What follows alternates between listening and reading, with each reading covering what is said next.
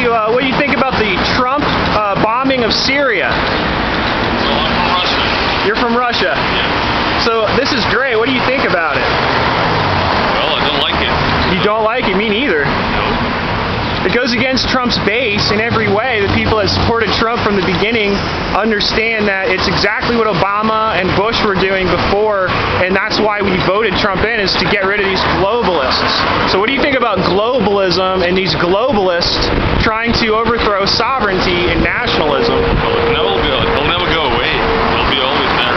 Yeah. And how do we fight them? Do we fight globalism? Yeah. I don't think there is a way right now. Really?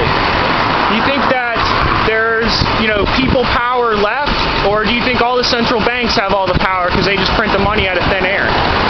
Well, I just think that it's a complicated question. So my opinion is that it's partially because we let it do at some point, specifically when we allow the dollar to be a backup currency for the world. Global reserve currency status. Yeah. So what do you think then about China linking its, currency to oil, and now Russia's going to probably trade in the renminbi, which is the Chinese currency? So Russia won't do that.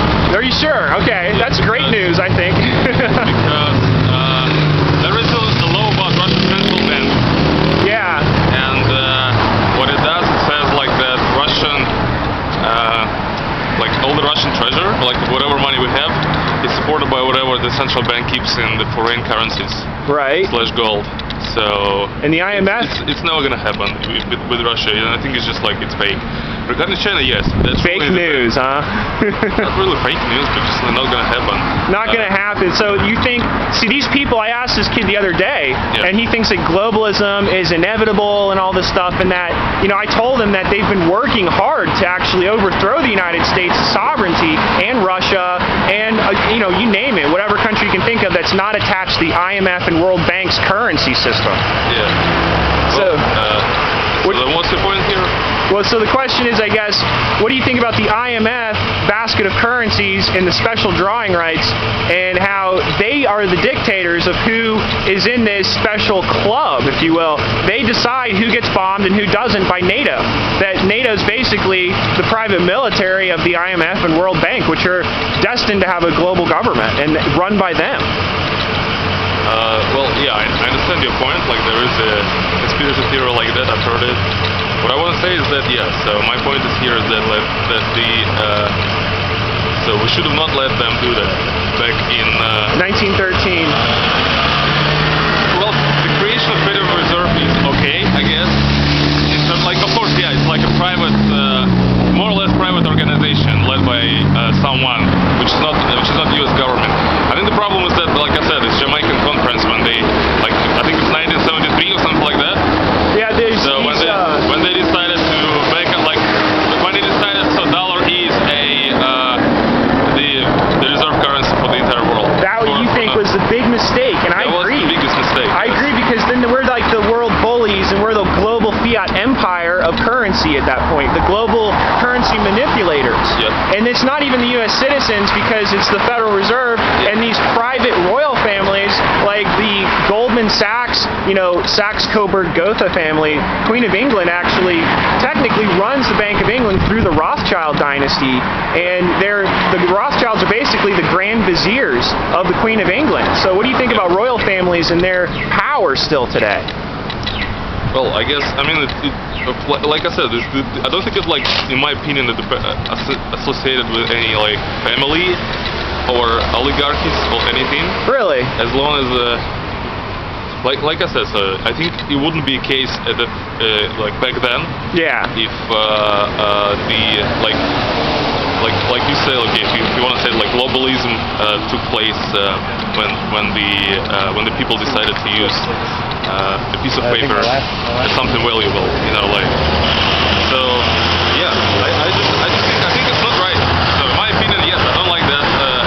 We have a current economical system because it doesn't lead to anything productive in the future.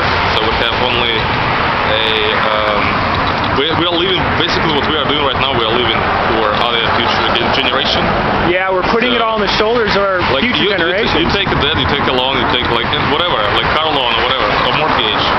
So you right now already like basically, live for someone else in the future, which is not right. Like I believe that we have to live like whatever we have right now. We have to lead for our future generations now, and I agree that we need to have more handshakes between Russia and the United States, and all this stuff with Russia and the dossier and Trump's doing this and that. I think that's why he's doing all this, so he can show, no, I'm not attached to Russia and all this. What do you think about that? What do I think about what again? About Trump basically faking this whole, aggression towards Russia in a way, that it's not real aggression, that they're sort of laughing behind the scenes, Vladimir Putin and Trump. Yeah, kind of. I mean, like, one guy, I think the problem is that they both want to say that they are powerful. So I'm not sure about Trump. I think he's just like basically having the same idea in his head as Putin. So yeah. He wants to be like, he wants to have some kind of a page in the history book. Yeah. That says like, hey, like this guy did that and that. It says like Putin kind of did it. So yeah. Like he. Like an ego. Like Crimean action basically was something that he was aiming for a while. So that's going to be in history books for a while. Yeah. And I guess that's what Putin wants, and I think Trump like sort of likes that idea about being, being recognized by history. Whoever, by yeah. History, yeah. Being in the history books. So they're. I mean, isn't it a good kind of thing then? Because then they don't want people to look back on them as being the evil guys. They want to be looked at as being good, right? Like for Russians probably like Crimean action was okay. Yeah. Like, in general, people liked it. Although, like, it gave us so many problems. Right now, like, Western world doesn't like Russia. We have all these conflicts and, all the bad stuff going on. Trump, I guess, he's doing similar stuff. So his Syria bombing is very similar to what Putin did with Crimea. So no one bombed Syria before. Like, Obama didn't do that. He didn't have guts to do that. Well, he bombed several countries, including Syria. Actually, that's not true because there was bombings in Syria by the Obama administration. When? I'm not aware of this. Yeah, and that was because they're trying to get Assad out of there. In fact, there were actually there's lots of evidence to show that these chemical attacks are actually Western allied forces. That these white helmets are actually Western backed. So what do you think? Yeah, that was the red line, so-called red line by Obama administration. Yeah. And there was this incident.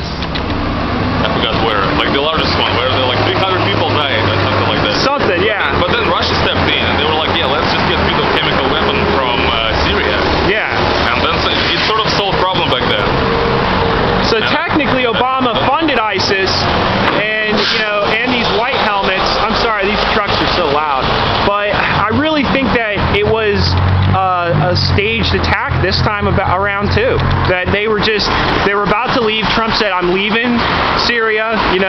He wasn't going to topple Assad. He said he was going in there to get these people that supposedly did the gas attack. Yeah. And even now, he's like, "We're out of there." Just recently, just yesterday, Trump said, "We're going to be out of Syria." That's right. Yeah. So, I mean, there you go. He goes in there, illegally bombs Syria, and then he's like, "Oh, I didn't do anything. I'm out of here." And so we're just supposed to just kind of sit quiet and not hold his feet to the fire. And I think that the Trump base should be on the streets like I am right now and just questioning what is going on, right? No, that is right.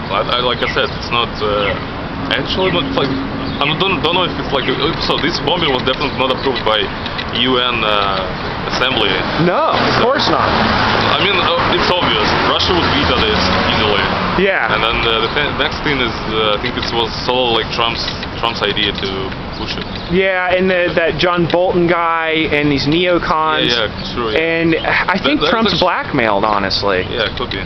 Maybe even Putin. You never know. I know that Merkel is. She's just letting Germany basically get completely taken over. All of Europe. What do you think about this Arab Spring? Like, if they allow all these bombings to happen, that's going to allow all these Arab Spring, refugees to go over into Russia, into Europe. Yeah. And that's basically their big plan. They didn't go to Russia though. Hopefully not. I hope not, because it's one of the last bastions of freedom in the world, I think.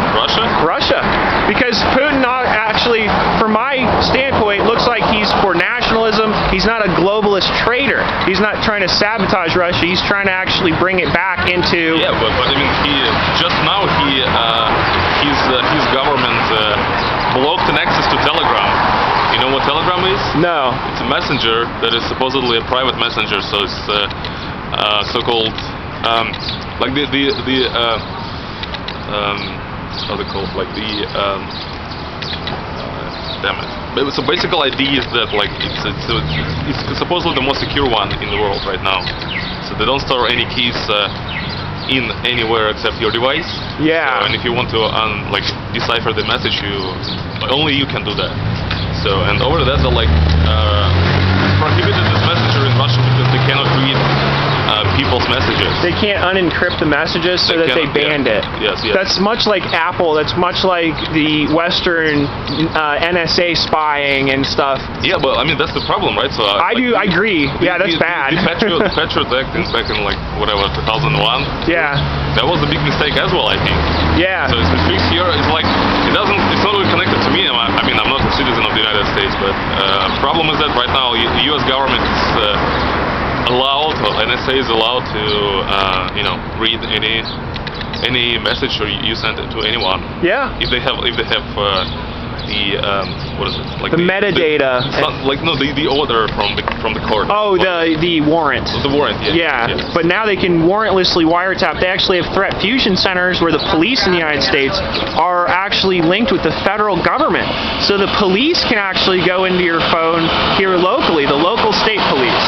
Right. And so it's like a Gestapo, right? Yeah, but I mean, yes, that's the problem here as well. Yeah. Like the freedom that you're proud of is not like too much there right now. No, exactly, and that's why InfoWars and people like those institutions have been pointing these things out. We're not really necessarily Republicans. We're not Democrats. We're just freedom fighters, truthers, if you will. Okay. Yeah. Pretty good. I like it. So you should go to Infowars.com.